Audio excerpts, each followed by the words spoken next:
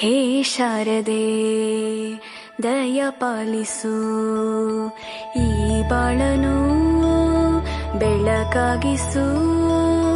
ಹೇ ಶಾರದೆ ದಯ ಪಾಲಿಸು, ಈ ಬಾಳನು ಬೆಳಕಾಗಿಸು.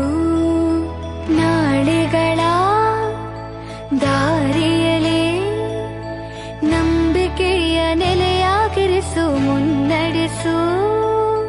ಕೈ ಹಿಡಿದು ನಾವಾಡೋ ಪದ ಪದದಲ್ಲೂ ಸಂಚರಿಸು.